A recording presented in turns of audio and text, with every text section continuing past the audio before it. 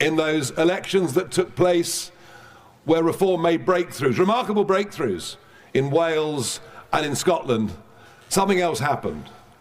We pretty much took out the Labour Party in their heartlands of the North East, the North West, Yorkshire, the West Midlands.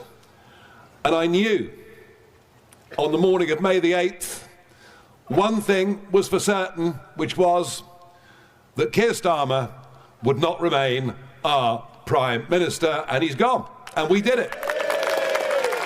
Originals, I'm Emily Carver. Please do give this video a like and subscribe to our channel for more content like this, and do leave a comment. Let me know what you think. We did it.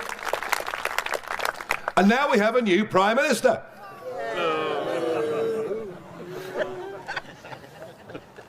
We have a new Prime Minister who got a mate of his to stand down, who coincidentally, purely coincidentally, you understand, is now going to get a well-paid job in Downing Street. Funny that. And of course, he became the leader of the Labour Party, unopposed. He says, amongst many other things, that he wants to bring about the biggest change in politics in 40 years. This man has no mandate whatsoever. He didn't stand on the 2024 general election manifesto. You cannot make the biggest change in British politics in 40 years without a mandate from the British people, and it will be only decent, right and proper to call a general election on that issue, and to do it now.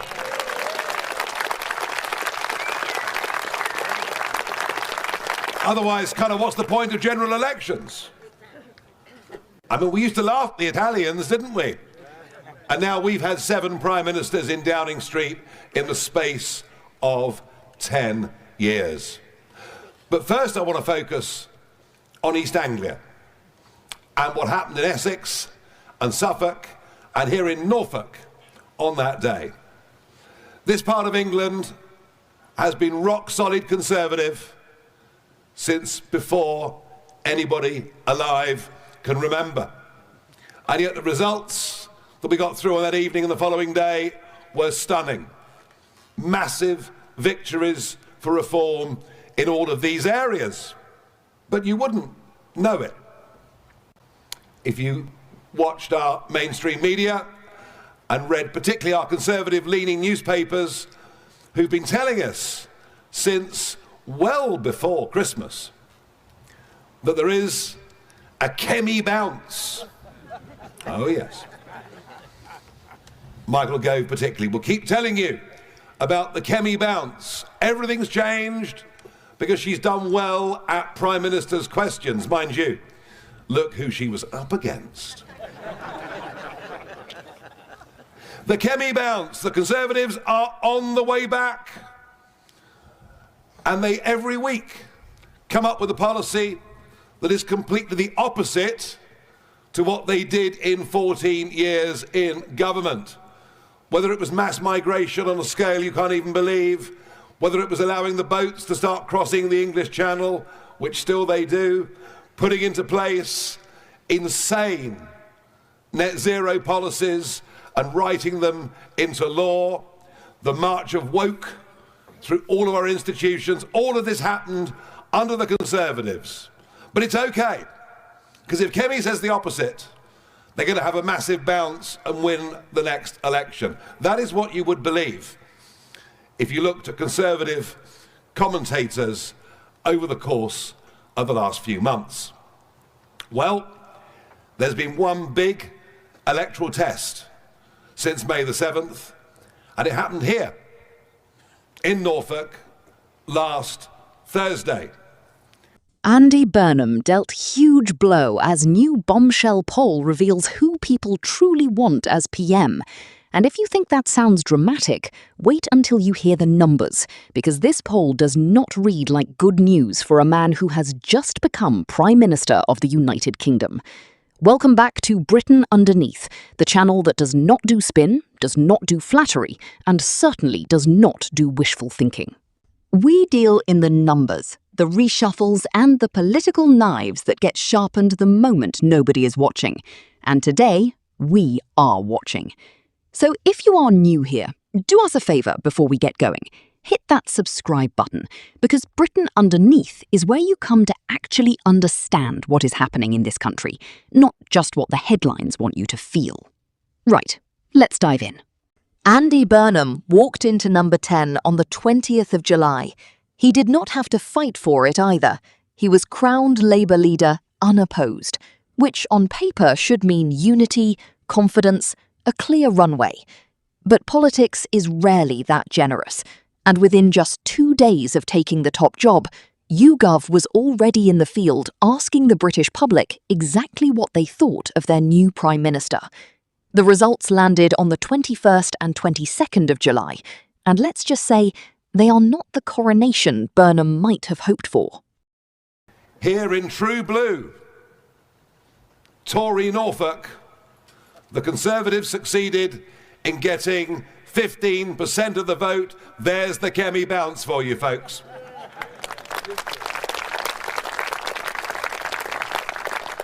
And whilst the role of Police and Crime Commissioner may not survive for more than a couple of years, we get the mayors who'll then have responsibility.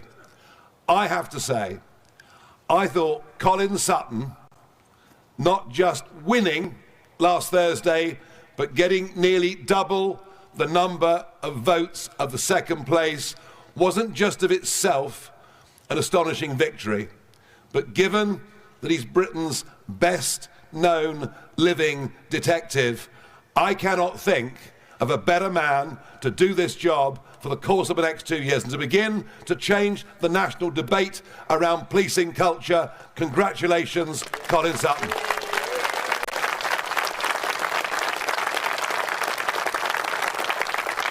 It's a very, very big win, and I think you'll see Colin become very much a part of the national debate around law and order, because here's the funny thing. There's hardly any national debate, is there, around law and order. I've just been with a farmer from Essex this morning who just tells me rural crime is off the scale. Not just the theft of machinery, of crops, even of livestock, but people coming onto the land to pursue all sorts of illegal hobbies and pursuits, and if he challenges them, threaten with burning down the buildings. The Wild West, lawlessness, and that's happening all over East Anglia. And we have a capital city in London where men now do not wear watches. Women don't wear jewellery. And one of the reasons that so many people are leaving our country, hundreds of thousands of people a year are leaving Britain, and very often, some of our brightest and best, is fear of crime, fear of living their lives normally. We have the early release of prisoners, people who committed heinous crimes, serving nothing like their sentence. Again, attacked by the Conservatives, who themselves let out 160,000 prisoners early. The two-party system has failed Britain in so many ways, but in terms of law and order, it's our job to get this issue pushed back up to the top or very near the top of public debate in this country, and Colin Sutton's election will help us do that. Here is the first number worth sitting with. 38% of the country view Andy Burnham favourably. 35% view him unfavourably. That gives him a net favourability score of +3. Now, on the surface, +3 sounds fine, doesn't it? It's positive, it's in the black. But context is everything in politics, and when you place that +3 next to history, the picture gets a lot less flattering. Burnham's +3 beats Keir Starmer's -3 at a similar early stage. It beats Boris Johnson's -18. It beats Rishi Sunak's brutal -19. So yes, Technically, Andy Burnham has launched more popular than the last 3 occupants of Downing Street. But here's the sting. He is nowhere near Theresa May, who walked into number 10 back in 2016, riding a commanding +12 net rating. Burnham is a quarter of that. And in a political climate this volatile, starting weak is a dangerous place to be standing.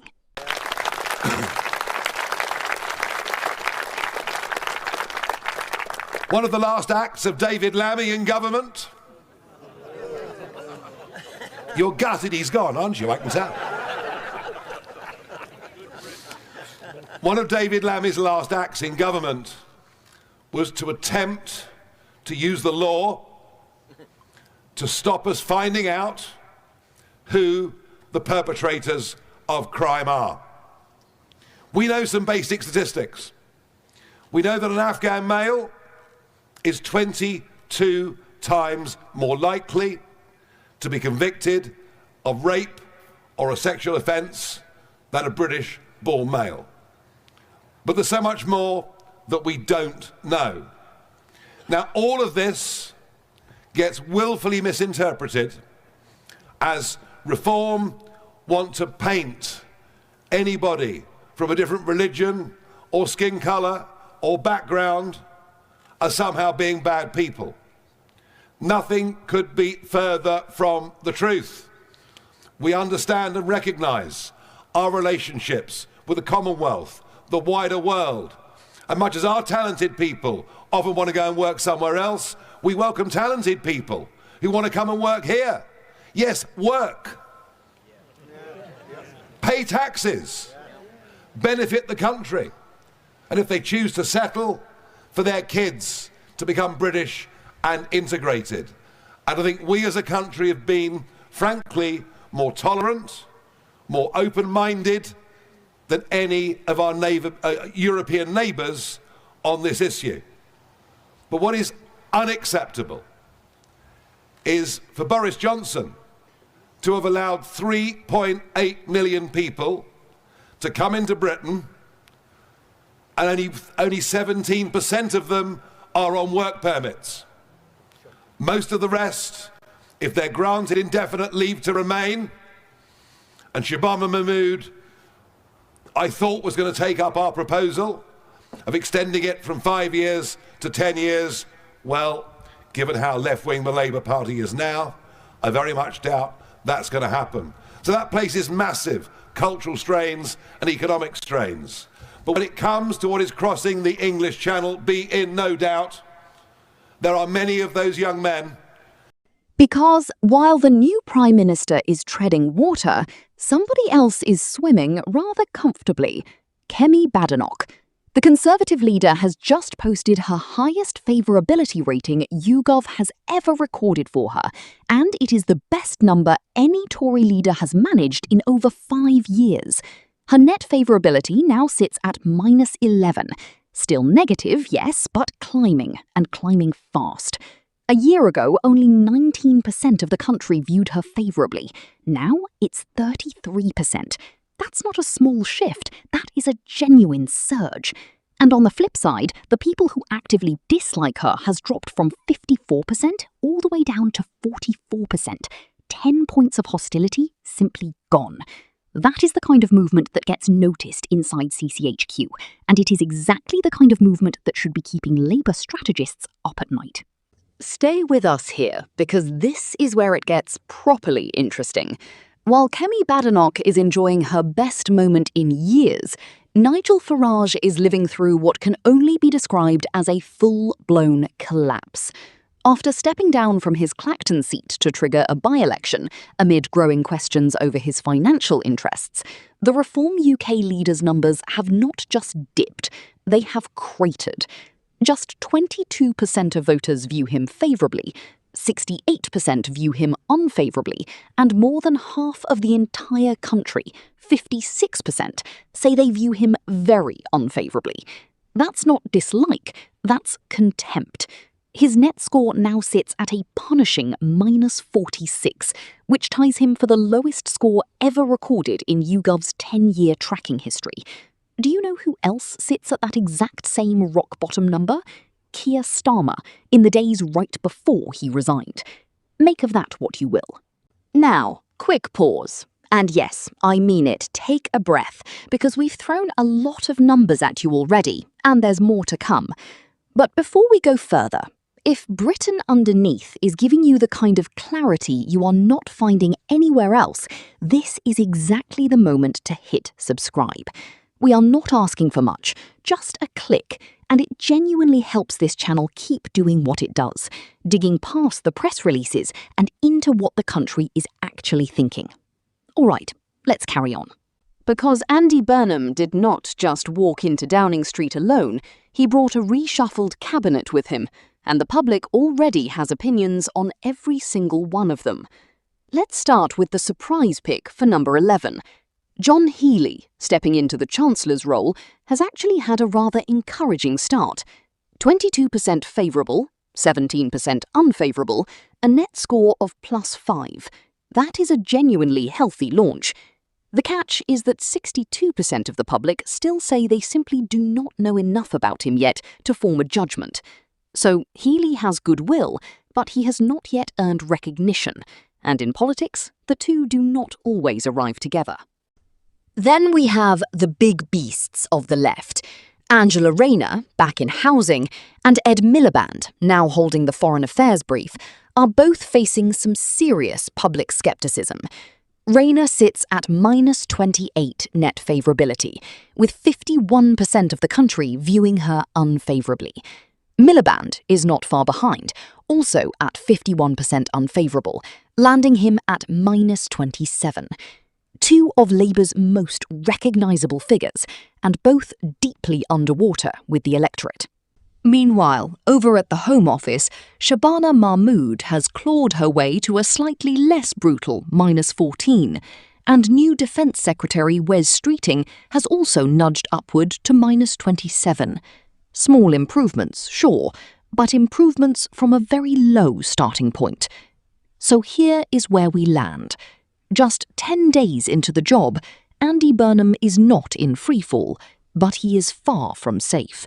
His numbers are mediocre at best, several of his top cabinet picks are struggling for public trust, and directly across the chamber, Kemi Badenoch is quietly building the strongest momentum any Conservative leader has managed in half a decade.